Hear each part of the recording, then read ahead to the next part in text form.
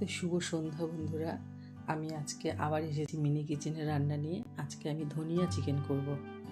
তার জন্য আমি ছোট ছোট বাটিতে দেখো একটাতে টমেটো কুচি, মটরশুঁটি আর ধনেপাতা বেটে নিয়েছি, আর একটা বাটিতে নুন, হলুদ, লঙ্কা নিয়েছি। আর দেখেছো বন্ধুরা, আমি চিকেনটা কত সুন্দর ছোট্ট, আর একটা লোহার কড়াই আমার, ওটার মধ্যে আমি কর্নফ্লাওয়ার দিয়ে মেখে নিয়েছি। তারপরে একটা একটা করে চিকেনগুলো আমি ভেজে ফেলেছি। খেতে কেমন হবে এখনও জানি না, কিন্তু তবে দেখতে কিন্তু দারুণ লাগছে।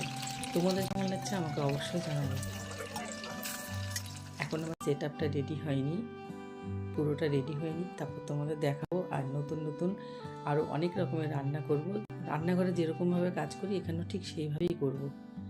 আমার কিন্তু উনুনটা কিন্তু ভীষণই ছোট, আগুনটা বারে বারে নিভে যাচ্ছে, তার জন্য আমি মোমবাতি জ্বালিয়ে রেখেছি। আর ওই যে ছোট্ট ঝুড়িটার মধ্যে পাতাগুলো দেখতে পাচ্ছ, ওটা হচ্ছে আমার বাড়ির সুপুরি গাছের পাতা। ওগুলোকে ছোটো ছোটো করে কেটে নিয়ে একটু একটু করে আগুনটা জ্বালাচ্ছি। ধনে পাতাটা দিয়ে দিলাম এবার। আর খুন্তিটা কিন্তু আমার অসাধারণ, আমার মামা বানিয়ে দিয়েছিল। কালারটা কেমন হয়েছে বলো তো?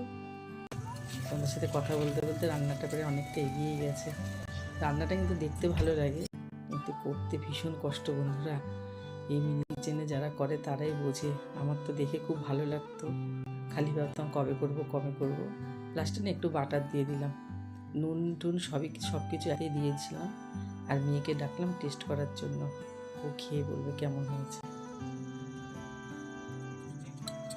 দেখা হচ্ছে পরের ভিডিওতে। ভালো থেকো সবাই।